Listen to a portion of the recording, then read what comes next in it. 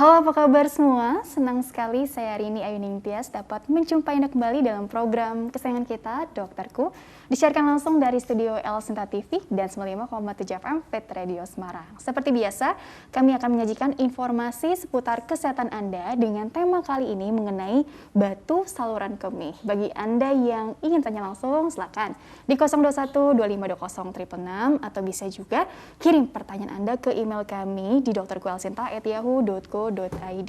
Dan hari ini kita kehadiran dengan Dr. Sanda Medika Permana SPU. Beliau adalah dokter spesialis urologi dari RSPAD Gatot Subroto. Kita sapa dulu Dr. Sanda yang sudah hadir di samping saya tentunya. Assalamualaikum warahmatullahi wabarakatuh, Dr. Sanda. Waalaikumsalam warahmatullahi wabarakatuh. Kabarnya pasti sehat?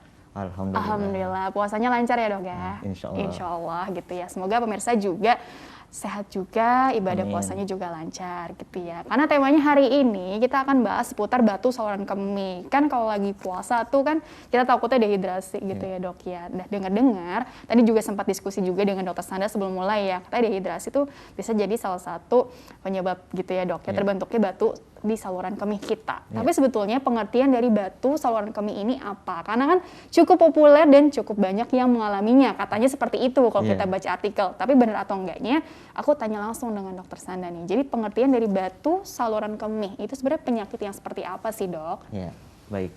Jadi sebelum saya masuk ke masalah batu saluran kemih, saya jelaskan dulu masalah urologi, karena urologi ini bahasanya bukan bahasa Indonesia, jadi orang jarang tentang urologi. Jadi urologi ini salah satu bagian cabang dari ilmu bedah, ya, terutama ya yang mengatasi atau mengatasi masalah di bidang saluran kencing, ya, mulai dari ginjal, ureter, kandung kencing sampai uretra disebutnya. Dan untuk masalah infertilitas terutama pada kesuburan ya, infertilitas itu pada pria. Ya. Gitu. Jadi, nah selanjutnya kita lanjut ke batu saluran kemih. Batu saluran kemih sendiri merupakan batu yang timbul atau terdapat pada saluran kemih. Seperti saya jelaskan lebih awal bahwa saluran kemih kan dari mulai ginjal, ureter, kandung kemih sampai uretra. Ginjal, ureter, kandung kemih sampai uretra. Oh iya. Itu. Nah, apabila timbul batu di situ, maka kita sebut sebagai batu saluran kemih. Ya. Nah, kenapa kok bisa terjadi batu saluran kemih tersebut? Ya.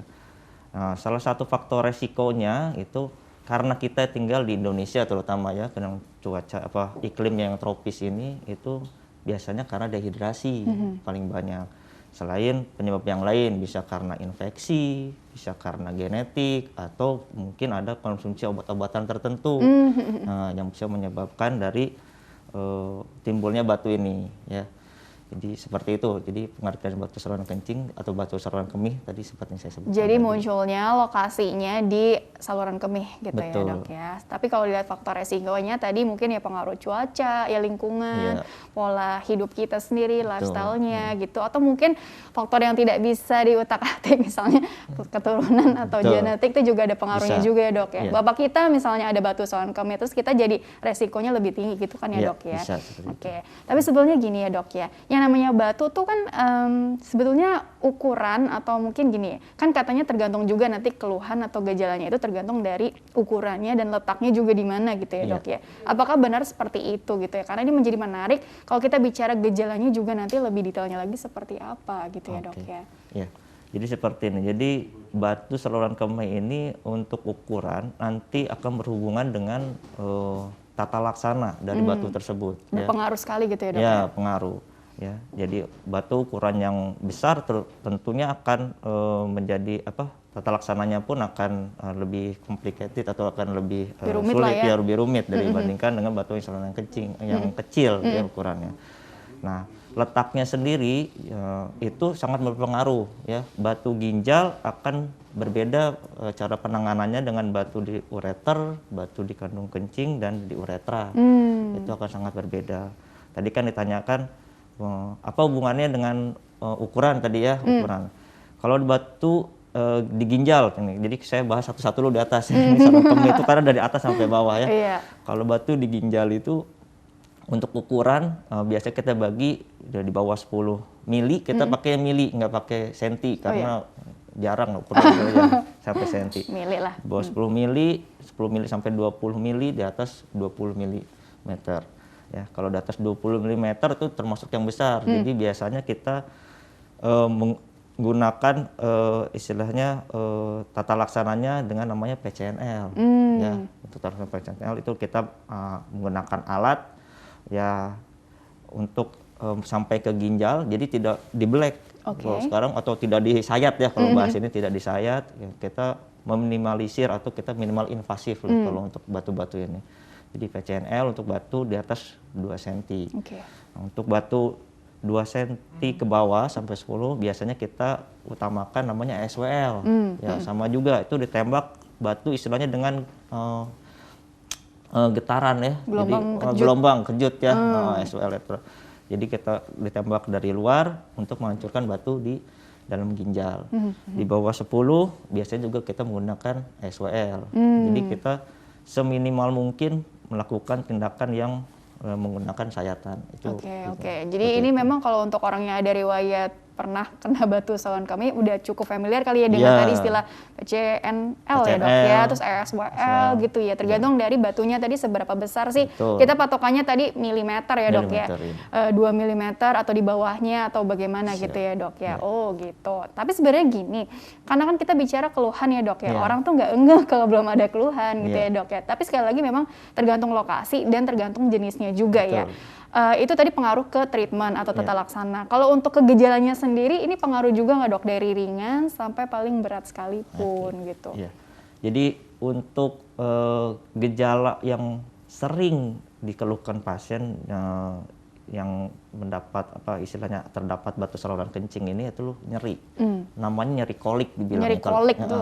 Kolik itu nyerinya dia hilang timbul, intensitasnya tinggi, jadi sakit sekali. Ya, itu biasanya dia pasien mengeluhnya bilangnya nyeri pinggang. Jadi nyeri pinggang tapi hilang timbul dan tidak dipengaruhi oleh aktivitas. Jadi beda dengan otot atau nyeri tulang belakang, dia dipengaruhi oleh aktivitas. Kalau ini enggak, tidak dipengaruhi aktivitas ya. Jadi nyerinya kolik, hilang timbul dan sangat tajam biasanya. Jadi orangnya mungkin bisa sampai saking hebatnya bisa sampai muntah. Bisa ditunjuk jelas lokasinya dok, misalnya area pinggang. Ya, biasanya pasien bisa menunjuk kalau ada kolik, dia bisa menunjuknya ya daerah pinggang. Biasanya dari arah pinggang menjalar biasanya ke daerah perut bagian bawah. Atau ke paha gitu bisa nggak?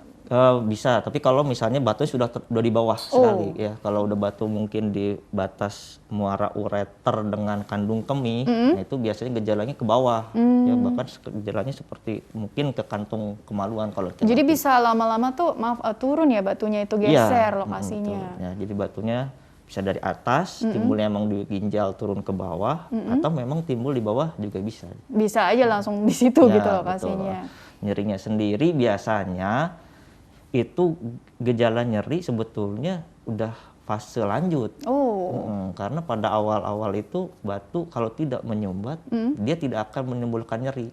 Kalau nggak menyumbat dia nggak akan menimbulkan nyeri gitu ya. Jadi orang nggak tahu ada batu sampai dia menyumbat, baru ada nyeri. Udah terlambat dong sebetulnya nggak? Betul, kalau sudah ada nyeri sebetulnya bisa dikatakan sudah terlambat sebenarnya. Bukan terlambat nanti bagaimana, tapi maksudnya sudah fase lanjut, bukan fase awal. Biasanya batu ditemukan tidak sengaja. Biasanya ketika lagi USG rutin atau lagi foto ronsen dengan penyakit lain, ke foto, ke ronsen, ada batu. Itu yang rutin medical check up gitu ya barangkali, atau mungkin ada kondisi tertentu kali ya dok ya. Betul, gitu. Yang repot kalau yang nggak ada kepentingan apa-apa, terus tahu-tahu sudah fase lanjut aja gitu ya dok ya, karena tidak disadari juga di awal-awal gitu ya dok ya. Oke dokter, ini menarik sekali ya, tapi kita jeda dulu sebentar, nanti dilanjutkan di segmen berikutnya untuk lebih detailnya lagi seperti apa nanti diskusi kita ya. Oke, pemirsa jangan kemana-mana, tetaplah bersama kami akan kembali sesaat lagi.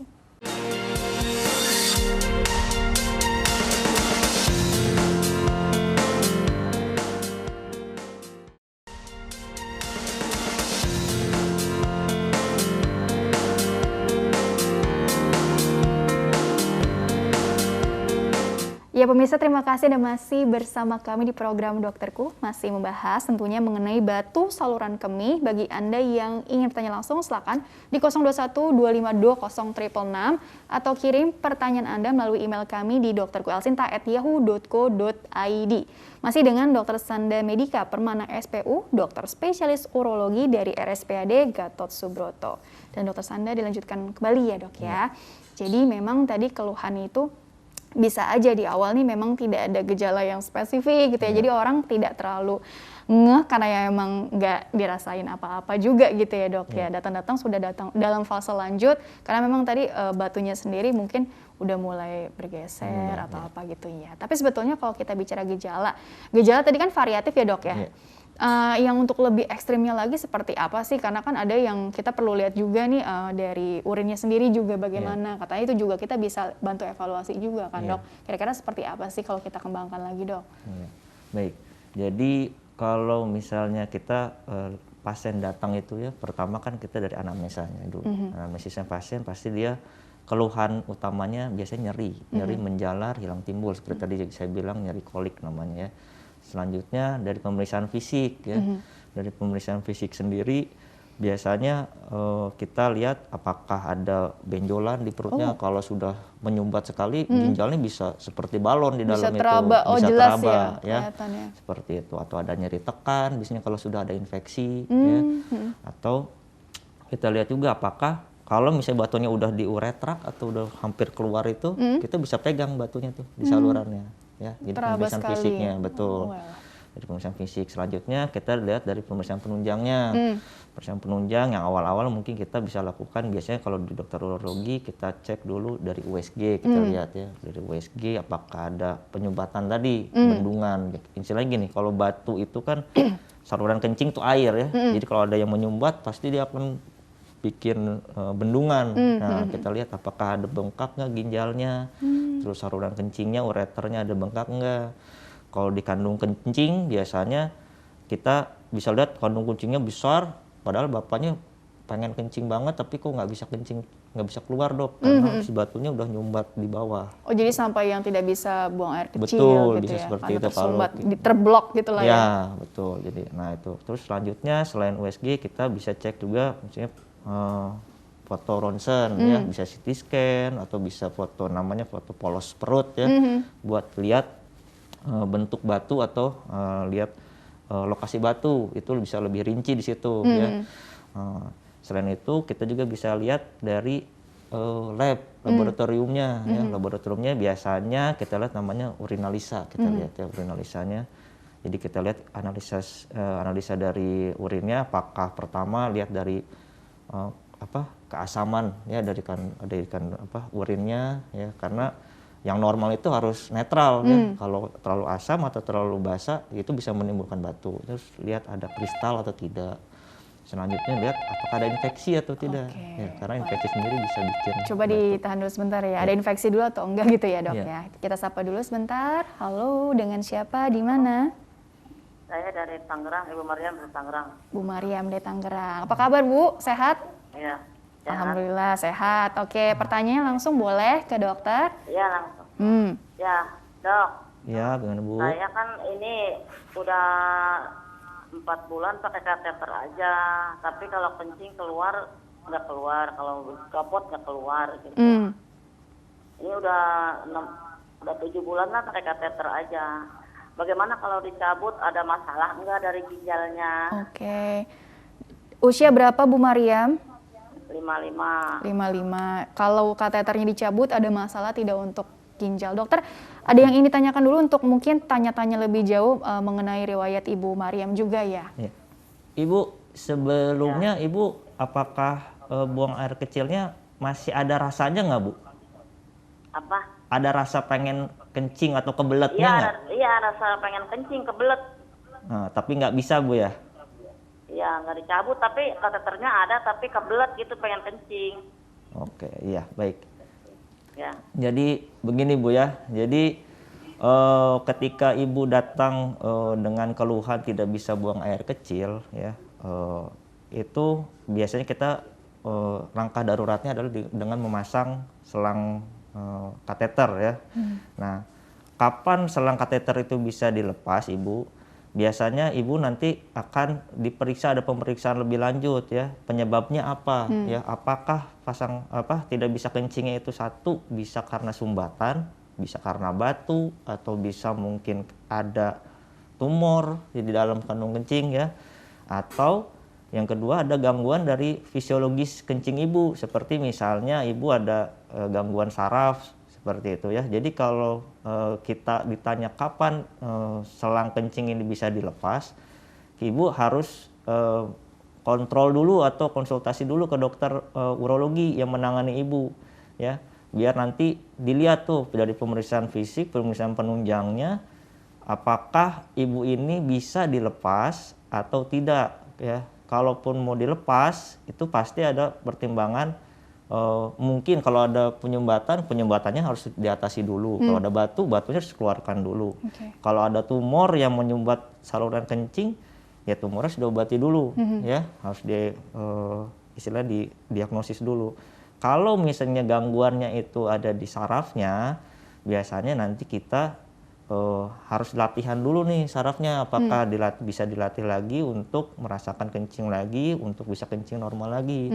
Jadi intinya kapan Ibu bisa melepas kateter itu apabila si penyebab dari Ibu nggak bisa buang air kecilnya itu sudah teratasi. Jadi jangan Ibu pasang kateter, tadi udah bilang 4 bulan, 4 bulan. tapi Ibu belum tahu nih penyebabnya apa, tapi pengen dilepas, pasti nanti ujung-ujungnya akan pasang kateter lagi, ya karena penyebabnya belum kita tahu, seperti itu sih. Jadi memang perlu konsul lagi ke dokter spesialis urologi yang menanganinya. Betul. Mungkin dilakukan pemeriksaan tadi ya, saran-saran ke depannya untuk memastikan ini apa sih penyebabnya gitu ya dok. Betul. Ya. Kurang lebih seperti itu Bu Mariam ya. Insya Allah jawabannya tadi sangat membantu dan kita kembali lagi ke tema ya dok ya. Jadi sebetulnya pemeriksaan ini kan menjadi modal dasar sekali gitu ya dok ya untuk menentukan tadi sekali lagi nih treatmentnya nanti bagaimana, karena jenis batunya juga apa gitu ya dok ya, kemudian juga lokasi, kemudian tadi ukuran gitu ya dok ya. Tapi sebetulnya kalau kita lanjutkan kembali hasil dari pemeriksaan tersebut juga nantinya seperti apa, karena kan mungkin aja ada diagnosis banding ya dok ya. Kalau perempuan kan bisa aja jangan-jangan di organ reproduksinya gitu ya dok, mirip-mirip gejalanya. Makanya tadi ada tes serangkaian tes kan maksudnya untuk menyingkirkan itu juga gitu ya dok ya. Mungkin bisa dilanjutkan kembali dokter. Jadi untuk diferensial diagnosis atau diagnosis banding dari batu ini, jadi saya bilang karena keluhannya itu dia nyeri ya, nyeri itu kan bukan penyakit, tapi keluhan. Jadi semua alarm lah ya. Betul ya bisa.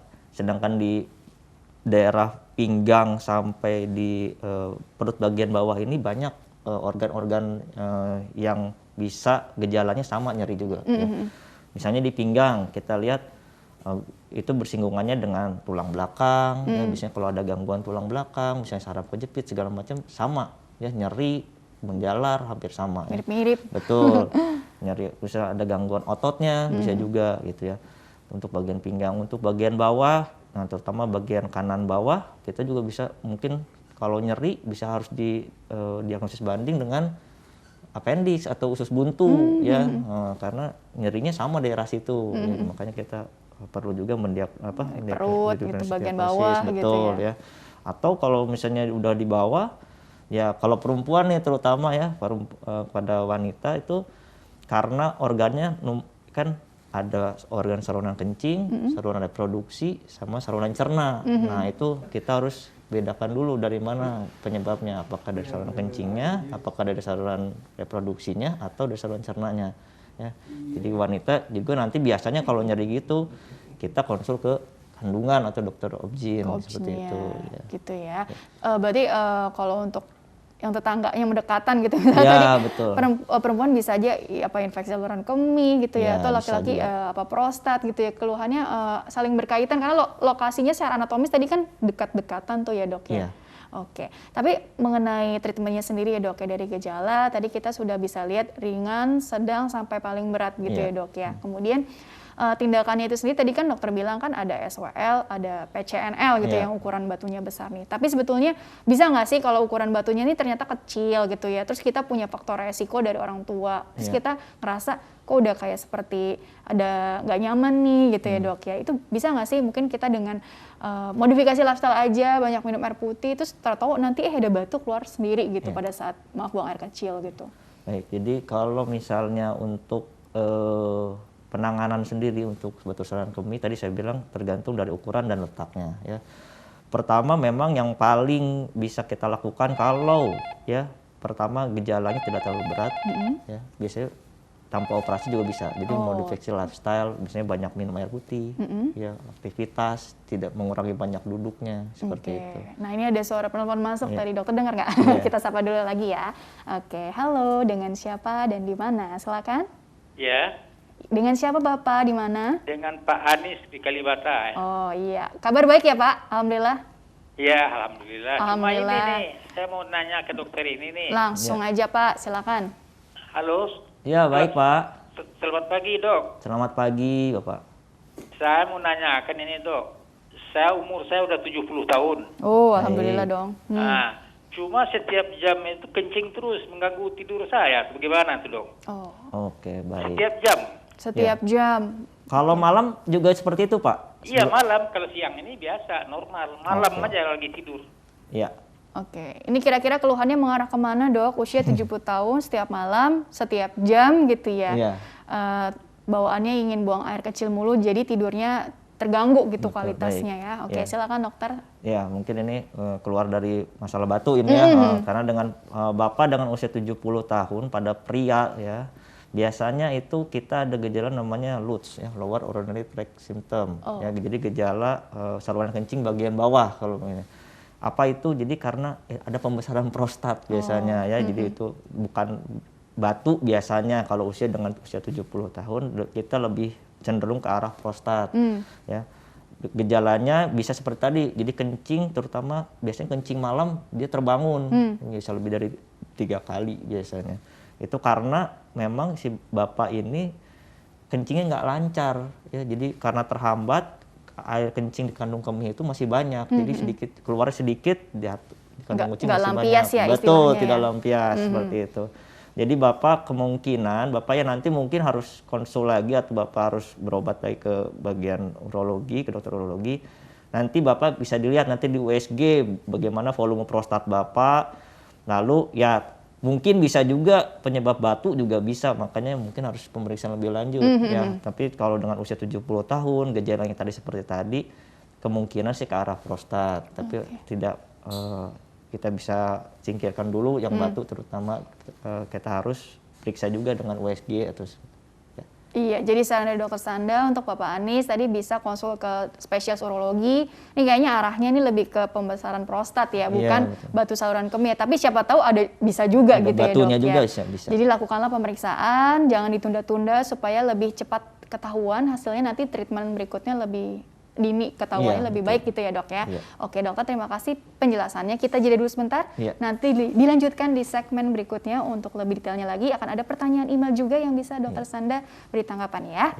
Oke pemirsa, jangan kemana-mana, tetaplah bersama kami. Kami akan kembali setelah pesan-pesan berikut ini.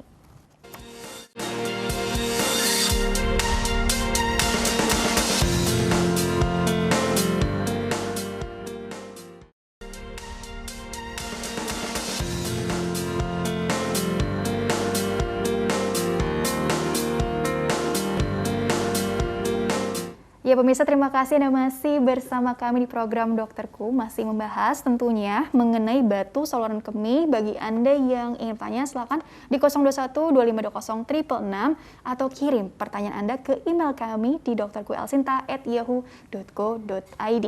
Masih dengan Dr. Sanda Medika Permana SPU, dokter spesialis urologi dari RSPAD Gatot Subroto. Dan Dr. Sanda dilanjutkan ya. Jadi ini ada pertanyaan-pertanyaan dari email. Sekali lagi bagi yang ingin bertanya ya, melalui email silakan di dokterkuelsinta@yahoo.co.id. Format lengkap di bawah ini ya pemirsa ya, nama, usia Anda atau usia kerabat yang ditanyakan serta asal kotanya. Baik, pertanyaan pertama nih kita jawab bukan kita jawab ya, dokter jawab ya. Dokter jawab nih, silakan. Dari Bapak Sitompul, usianya 39 tahun. Dok, apakah ada penyakit batu yang tidak dirasakan sama sekali? Waduh, gejalanya sama si penderita. Terima kasih. Apakah harus selalu ada nyeri? Atau memang sekali lagi tadi sudah ditekankan sih ya di segmen sebelumnya, namun mungkin ketinggalan kali ya. Jadi apa nih kira-kira pendapat dokter atau jawaban dokter mengenai apakah harus selalu ada gejala dok kalau ada batu itu di tubuh kita? Silakan dokter. Baik, untuk Bapak Sitompul, jadi untuk seperti saya sudah jelaskan tadi, untuk gejala sendiri, kalau batu itu biasanya kalau sudah bergejala itu biasanya sudah ada sumbatan di situ, ya sudah ada regangan dari lapisan dari ginjal seperti itu. Nah, untuk gejala awalnya sendiri, kadang-kadang itu seperti saya jelaskan tadi, tidak ada gejala, namun dapat diketahui ketika tidak sengaja kita medical check up seperti itu ya, untuk atau pemeriksaan dengan penyakit yang lain. Ya, jadi kalau dibilang bisa nggak ada batu yang tidak ada gejalanya, bisa ya. Untuk batu-batu yang tidak ada sumbatan, itu batu-batu yang kecil, biasanya ya tidak ada gejala awalnya ya. Gejala baru nanti kalau sudah ada sumbatan tadi baru kita bergejala mungkin seperti itu. Tapi kalau batunya ini juga kecil gitu, intinya membahayakan nggak sih? Ada artian dia punya potensi membesar kan tentunya. Betul. Tapi potensi mengecil dalam artian ya dia tadi keluar sendiri pada saat kita buang air kecil itu juga besar juga, tergantung sekali lagi lifestyle-nya juga ya dok. Iya betul. Jadi dengan banyak minum, dengan banyak olahraga, aktivitas seperti itu, jadi batu bisa turun kalau kecil. Seperti itu ya tanggapannya. Sekarang kita move on ke pertanyaan dari Ibu Tuti dari Bekasi. Dok, apakah batu di ginjal, batu di saluran kemih dan sebagainya bisa disebabkan atau muncul karena konsumsi obat-obatan dalam jangka waktu panjang? Ibu saya penderita stroke, pecah pembuluh darah karena riwayat tensi tinggi. Apakah obatnya tersebut obat untuk riwayat tensi kali ya, atau obat stroke-nya barangkali itu bisa memicu tumbuhnya batu yang berbahaya dokter? Jika iya, apakah harus dihentikan konsumsi obatnya? Terima kasih. Oke, bagaimana ini untuk Mbak Tuti ya, untuk ibundanya? Silakan dokter. Ya, baik, ini untuk Mbak Tuti. Jadi untuk masalah batu ini memang salah satu penyebab batu adalah dari obat-obatan ya. Namun yang sering menimbulkan batu itu obat-obatan antiviral atau antivirus. Biasanya pada pasien-pasien yang dengan HIV, ya dia dengan obat-obatan antivirus yang terus-terusan itu bisa menyebabkan batu. Ya, namanya batu, bilangnya kita drug stone, jadi batu. Drug stone ya. Jadi batu karena konsumsi obat-obatan. Tapi umumnya itu penyebabnya batu-batu yang obat-obatan antivirus, ya, antiviral. Jadi saya bilang kalau misalnya ibundanya Mbak Tuti tadi tentang mungkin hipertensi itu maksudnya, jadi ada stroke-nya. Obat hipertensi. Biasanya dengan konsumsi yang sesuai dengan anjuran dokter dan dengan konsumsi air putih ya, air putih yang cukup sehari-hari, itu biasanya sudah resikonya kecil untuk timbulnya batu di situ ya, kecuali kalau memang dia ada genetik atau ada kelainan anatomi ya dari ibunya seperti itu. Tapi kalau misalnya untuk obat-obatan stroke tadi, kalau dengan minum sesuai anjuran dokter dan dengan diikuti dengan lifestyle dan minum yang cukup, kecil sih kemungkinan untuk timbulnya batu itu. Jadi jangan dihentikan karena takut batu. Karena penyakit sendiri, hipertensinya, stroke-nya ini sebetulnya lebih berbahaya. Ya, seperti itu. Gitu ya. Tapi memang tadi pengertian obat tuh harus dikonsumsi sesuai dengan petunjuk dokter. Minum juga cukup. Ini diartikan cukup tuh beda-beda tiap orang ya dok ya, tergantung dari profil masing-masing pasien juga. Jadi itu yang perlu diketahui juga gitu ya dok ya. Oke, kurang lebih seperti itu sih. Baik, pertanyaan berikutnya dulu ya dok. Bapak Komarudin, dok, untuk penderita kencing batu kambuhan, apa pencegahannya nih supaya tidak gampang berulang? Saya sehari minum air putih bisa sampai 3 liter, apakah itu baik? Saya kebetulan sudah 2 kali mengalami kencing batu. Yang pertama sembuh dengan tindakan laser sekitar 9 tahun lalu. Dan 6 tahun yang lalu juga kambuh untuk kedua kalinya batu saya ini, tapi saya tidak treatment khusus, kan hanya minum rebusan tumbuh-tumbuhan dan sembuh. Alhamdulillah dong. Batunya keluar sendiri gitu ya. Mohon jawaban, terima kasih. Jadi untuk pencegahan. Nah, tapi ini tadi menarik ya, Bapak Komarudin punya pengalaman kencing batu sampai 2 kali. Jadi berulang nih. Terus kemudian tindakannya laser kata beliau ya. Jadi sebenarnya kalau kita bicara tindakan-tindakan tadi kan dokter sempat singgung juga tuh CNL ya, terus juga SWL gitu, atau mungkin tindakan yang lain yang kita juga kurang paham juga gitu ya dok ya. Sekilas aja sih dok kalau boleh diterangkan, memang nih supaya juga nggak berulang juga tindakan apa mungkin yang terbaik bisa nggak dibilang seperti itu dokter? Baik. Jadi tadi apabila pasien-pasien datang atau dengan yang keluhannya batu berulang ya. Satu, kita harus pastikan dulu penyebabnya apa nih ya, apakah penyebabnya satu, apakah ada kelainan anatomi nggak di pasien itu ya. Maksudnya kelainan anatomi itu apa? Jadi ada titik-titik tertentu, tempat-tempat tertentu yang emang dia menyempit di saluran kencing itu ya. Mungkin di antara ginjal dan ureter, terus di persilangan dengan pembuluh darah, terus antara ureter dengan kandung kemih, itu tempat-tempat yang penyempitan memang di situ. Nah, ada orang yang penyempitannya nggak terlalu hebat, jadi bisa keluar si air kencing itu, karena air kencing itu kan dia membawa zat-zat pembuangan ya. Nah, jadi pasti banyak zat-zat yang numpuk di situ. Kalau ada penyempitan, nyempit, bisa berulang. Makanya pastikan dulu bahwa anatomi dari kandung kencingnya anatomi dari saluran kencingnya tidak ada penyempitan ya, untuk berulang. Yang kedua, biasanya ada pasien-pasien dia dengan kecenderungan timbulnya batunya besar ya. Jadi bisa karena mungkin satu lifestyle-nya ya, misalnya dia pekerjanya supir atau mungkin pekerja-pekerja kantoran yang duduk terlalu lama ya gitu. Jadi seharian duduk gitu ya kerjaannya gitu. Nah itu biasanya dia lebih gampang terbentuk batu ya. Terus apalagi biasanya pekerja-pekerja kantoran itu karena cuacanya dengan AC, jadi dia malas untuk minum gitu. Hati-hati ya, kita juga sekarang kan kerja di rumah nih, betul. WFH. Duduk sekarang terus. Dengan WFH seperti ini kan, terus dengan puasa seperti ini, jadi kadang-kadang kita lupa untuk minum. Kalau puasa ya memang tidak minum, tapi kita akali dengan buka dan sahurnya yang minum air putih cukup. Tapi kalau misalnya yang untuk sehari-hari selanjutnya, minumnya harus cukup. Jadi walaupun kita tidak terasa pengen minum atau tidak terasa haus, tetap kita harus minum air putih seperti itu. Jadi untuk mencegah tidak berulang seperti itu ya. Jadi pastikan dulu penyebabnya apa. Kalau ada penyempitan harus dilebarkan. Kalau misalnya karena lifestyle-nya harus dirubah ya, jadi olahraga lah, aktivitas jalan. Terus kalau bila kurang minum ya minumnya tapi air putih ya, jangan minum dok minum ya asal aja mau minum minum yang berwarna segala macam. Nah itu pemanis buatan jadi itu ya kurang baik lah, karena kan itu akan mempengaruhi nanti keluarnya dari zat-zat buangan tadi, jadi menambah berat malah seperti itu ya. Untuk treatment sendiri tadi bilang laser atau apa, jadi konotasi atau pengertian masyarakat masalah laser ini kadang-kadang beda-beda nih ya. Ada yang kadang-kadang yang disebut laser oleh masyarakat itu kita sebutnya SWL sebetulnya. Jadi ditembak dari luar tadi saya bilang ya. Tadi ya, dok, betul ya. Walaupun kita sebetulnya ada laser sendiri, laser untuk menembak batu itu ada. Ya, jadi kita nanti ada prosedur bisa URS atau PCNL itu. Banyak ya istilahnya. Betul ya. Banyak jadi pilihan itu kita masukkan alat nanti tembak pakai laser betulan itu. Jadi bener-bener pakai laser ya, pakai cahaya tadi untuk memecah batu.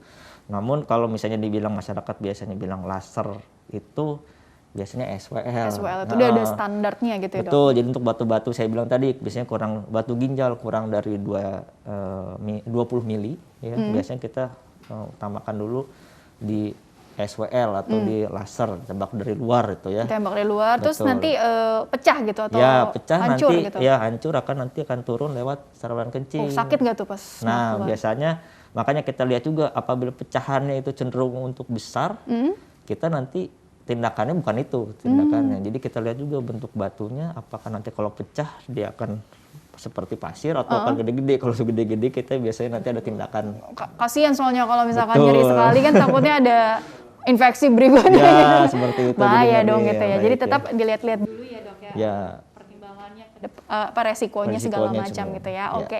Dokter kita jeda dulu sebentar, Ya. nanti dilanjutkan di segmen terakhir ya kalau nggak salah ya. Ya. Sekaligus nanti closing statement dari dokter seperti apa ya. Ya. Oke pemirsa jangan kemana-mana, tetaplah bersama kami. Kami akan kembali sesaat lagi.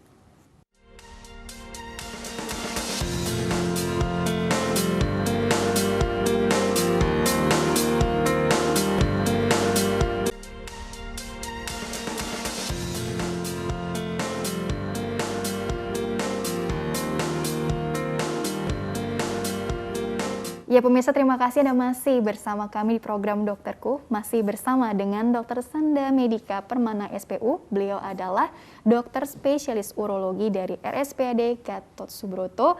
Masih membahas mengenai batu saluran kemih. Dan dokter, di segmen terakhir begitu ya, kita lanjutkan kembali nih. Sebelum kita ke take home message-nya gitu ya.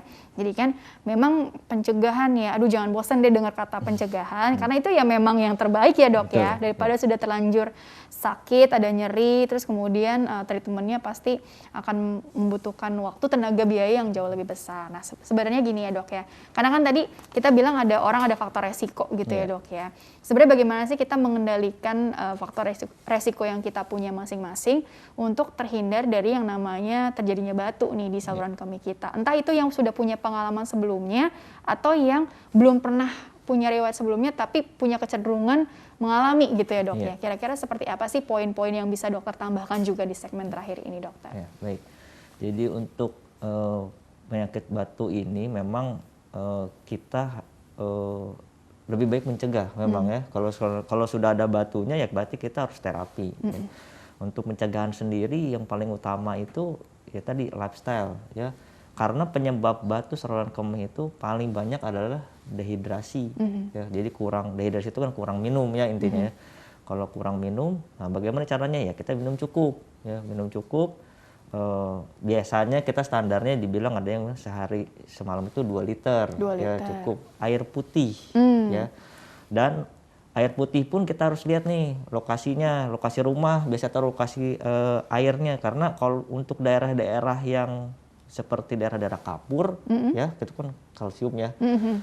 Kalau minum air yang banyak kapurnya, dia bilang, kata dokter air putih minumnya. Nah, betul, tapi kita lihat dulu kalau memang air putihnya itu di daerah situ banyak mengandung kalsium atau banyak kapur, ya jangan minum air situ, berarti memang harus cari air yang kurang kapur. Beli air-air yang Ya. Jadi kita lihat juga air putih itu, kita lihat kandungannya bagaimana di daerah situ. Satu itu. Jadi intinya hilangkan dulu resiko dehidrasi. Ya. Yang kedua untuk asupan sendiri ya, karena batu ini paling banyak itu penyebabnya adalah kandungannya kalsium. Ya. Jadi kita harus lihat dulu. Jadi kalau kita mau mengkonsumsi suplemen atau vitamin atau makanan gitu ya, kan kalsium bagus dok buat tulang, buat pertumbuhan gitu kan. Tapi kita harus sesuai. Jadi asupan itu harus yang sesuai dengan kebutuhan kita. Nggak berlebihan. Betul, gitu ya, karena kalau secukupnya. berlebihan akan dikeluarkan oleh badan kita, karena badan kita akan nolak kalau misalnya terlalu berlebihan, akan dikeluarkan, nanti ujung-ujungnya akan timbul tumpukan kalsium, akhirnya jadi batu seperti itu. Terus yang ketiga, selain dari asupan tadi, aktivitas ya. Aktivitas dengan kita banyak aktivitas olahraga, berjalan gitu ya, mungkin banyak stretching gitu, itu mengurangi resiko timbulnya batu. Karena kalau stagnan itu ya nanti ya itu akan sedentary gitu ya. Sedentary life itu nanti lama-lama ya menumpuk juga tuh sisa-sisa metabolisme kita di saluran kencing seperti itu. Ya. Jadi asupan, minum, terus aktivitas tadi itu yang gitu utama ya. Lalu yang keempat, kalau misalnya karena batu ini bisa disebabkan oleh infeksi nih. Tadi kan dibilang infeksi saluran kemih gitu kan. Nah, kalau ada infeksi harus segera diobati ya. Jadi jangan nanti dulu berobat gitu. sampai tuntas Betul gitu ya, ya. nanti minum obat-obatan misalnya obat-obatan warung apa. Nah, hati-hati karena infeksi saluran kemih bisa menyebabkan timbulnya batu. Seperti Oke, itu. dokter sayang sekali ya nggak kerasa ya karena waktunya juga terbatas nih. Jadi kesimpulan atau take home message-nya gitu ya dok ya, singkat saja mengenai tema hari ini yaitu batu saluran kemih kepada pemirsa semua. Silakan dokter. Baik, jadi untuk pemirsa semua, untuk batu saluran kemih ini memang permasalahan yang banyak terdapat di Indonesia ya. Tadi saya jelaskan karena Indonesia sendiri ini daerah tropis, jadi banyak dehidrasi lah, masyarakat sini kurang minum ya. Dan ditambah lagi dengan adanya sekarang mungkin zamannya WFH gitu ya, jadi banyak aktivitas berkurang. Nah, ini hati-hati, jadi tetap minum cukup untuk menghindari batu ini ya, hindari dehidrasi. Yang kedua, untuk suplemen kita harus sesuai dengan anjuran dokter ya, jadi jangan berlebih, tapi kita kurang juga jangan ya. Lalu yang ketiga, untuk aktivitas fisik ya, aktivitas fisik harus tetap dijaga, olahraga teratur, lalu istilahnya berjalan atau berlari, bersepeda itu yang jelas jangan sampai kita stagnan di rumah, tiduran, rebahan kalau ya seperti itu. Jadi harus tetap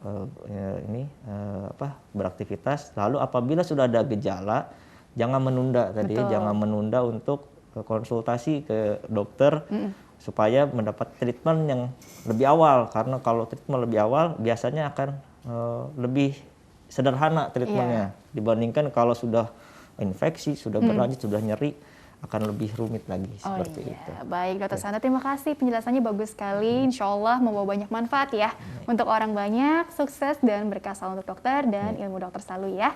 Oke, ya pemirsa, terima kasih juga Anda telah mengikuti program ini. Saya Rini Ayuning Tias beserta seluruh kru tugas mohon undur diri dari hadapan Anda. Sekian dan sampai jumpa.